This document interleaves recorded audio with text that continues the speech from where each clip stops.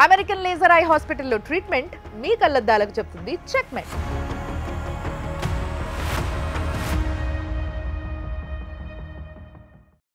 మాజీ home minister పైన గెలుపు మామూలు విషయం కాదు.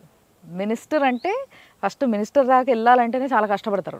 ఆవిడ కూడా చాలా కష్టపడి ఉంటుంది ఆ పొజిషన్కి వెళ్ళడానికి వాళ్ళ పార్టీలో. బట్ ఆవిడ్ని కూడా ఒక దెబ్బ కొట్టి అలా మీరు ఈరోజు ఎమ్మెల్యే అయ్యారంటే ఏదైనా వ్యూహం ఉందా, ఏమైనా సీక్రెట్ ఉందా? అంటే నిజానికి ఇరు పార్టీలు వ్యూహాలు పన్నుతుంటాయి.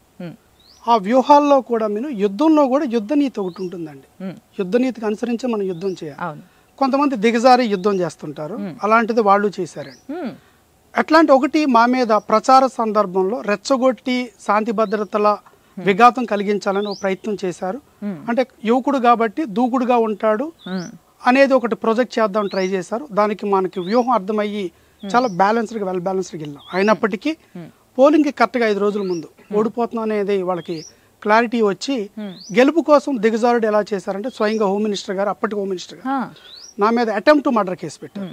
ఒక సన్నివేశాన్ని చాలా నీట్గా చిత్రీకరించుకుని దాన్ని అంటే మా మీద దాడులకు పురుగొల్పుతున్నారు అని అప్పటికి నేను పోలీసు వరకు ఒక సమాచారం ఇచ్చాను. ఒకరోజు వచ్చినప్పుడు అప్పటికి పోలీసులు సరిగా స్పందించలేదు. పైగా ఆ పరిస్థితుల్లో ఒక మా నాయకుడు తల పగలు కొట్టారు. అప్పటికప్పుడు ఆయన తీసుకెళ్లి ఐసీయూలో చేర్చడం జరిగింది. ఆ సందర్భంలో మాకు రక్షణ కోసం ఇమ్మని చెప్పి పోలీస్ స్టేషన్కి వెళ్తున్న క్రమంలో 2 వర్గాలు ఎదురు బెదురవడం వల్ల అక్కడ కొంచెం ఘర్షణ వాతావరణం ఏర్పడిన సందర్భంలో అక్కడ ఘర్షణ జరగకుండా మేము వెనక్కి తీసుకొచ్చాం. దాన్ని ఒక ఆసరాగా తీసుకుని అప్పటి హోంమంత్రి గారిని, తానేటి వనిత గారిని చంపడానికి పలు విధాలా నేను ప్రయత్నించినట్టుగా ఒక క్రియేట్ చేసి నా మీద 307 కేసు, నాన్ అవైలబుల్ కేసు పెట్టడమే కాకుండా ఆ నెక్స్ట్ డే దానికి సీక్వెన్స్గా ఒక ధర్నాలు చేయడం. అంటే ఒక అభ్యర్థి ఏమీ జరగలేదు. అంటే మరి ఏ విధంగా చిత్రీకరించడం జరిగింది అదంతా? అదే ఇప్పుడు చెప్పాం కదండి, నెగ్గడం కోసం గెలుపు కోసం కొంతమంది దిగజారు కూడా ప్రయత్నాలు చేస్తారని. అలాంటి ప్రయత్నం గట్టిగా చేశారు పాపం. అయ్యేటప్పటికి ప్రజలు నమ్మలేదు. ప్రజలు దాన్ని నమ్మలేదు. ఎందుకంటే అప్పటికే నేను 20 నెలలుగా ప్రజల మధ్య ఉన్నాను. నా వ్యక్తిత్వం నేను ఎలా ఉంటాను అనేది ప్రజల మీద ఒక క్లారిటీ ఉండడం వల్ల ఒక దుష్ప్రచారాన్ని బలంగా తీసుకెళ్ళడానికి ప్రయత్నించినప్పటికీ అది ఫలించలేదు. భారీ మెజార్టీతో నెగ్గడం జరిగింది. Very nice. సో నిజంగా దట్స్ నైస్ సార్. అంటే ఏదేమైనా కానీ మీ గెలుపుని సాధించుకోవాలన్న ఒక గట్టి ఉద్దేశంతో మీరు అట్లా పట్టుకొని కూర్చున్నారు, ఎక్కడ కొంచెం స్లిప్ అవ్వకుండా, ఎక్కడ ఆవేశపడకుండా.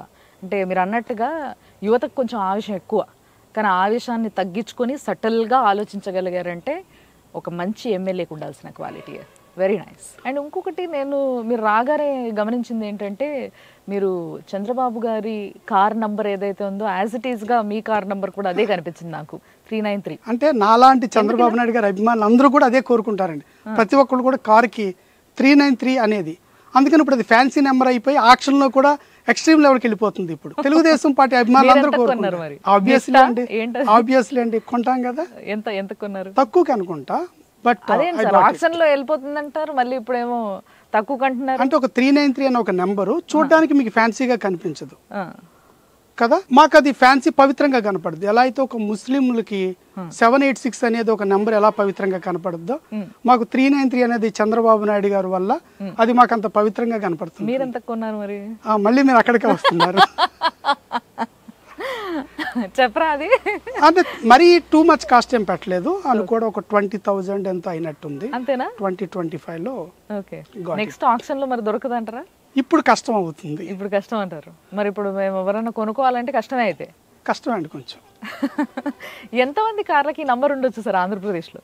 అంటే మాకు అది ఐడెంటిఫికేషన్ అండి. జెండా ఉండకపోయినా ఒక కారుకి 393 ఉందంటే ఇది తెలుగుదేశం పార్టీ వీరాభిమాని మంది ఇది అనే ఒక భావన మాకు.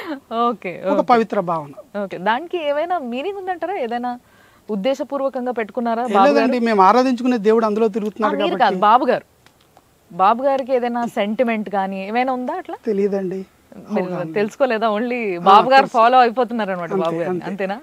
But very nice. నిజంగా అంటే ఒక అభిమానం అనేది ఏ రేంజ్ లో ఉంటుంది ఒక వ్యక్తి పైన కానీ ఒక వ్యవస్థ పైన కానీ, అంటే ఒక టీడీపీ అనే ఒక పార్టీ పైన ఒక ప్రేమ, అభిమానం, దానికోసం మీరు పనిచేసిన విధానం తెలియకుండా వెనకాల 10 సంవత్సరాలు అంటే ఇవన్నీ కూడా ఈరోజు అన్నీ ఒక్క దగ్గరకు వచ్చి ఈరోజు ఇక్కడ మిమ్మల్ని నుంచోబెట్టడం అనేది చాలా గొప్ప విషయం. అంత కష్టపడ్డారు. సో ఈ కష్టానికి ఫలితం తప్పకుండా మీకు దక్కింది. ఇప్పుడు ఓట్లు వేసిన వాళ్ళకి ఫలితం ఇచ్చే టైం వచ్చేసింది. ఈ టైము చాలా చాలా ప్రెషియస్. తప్పకుండా మళ్ళీ 5 సంవత్సరాల లోపు నేను వస్తా.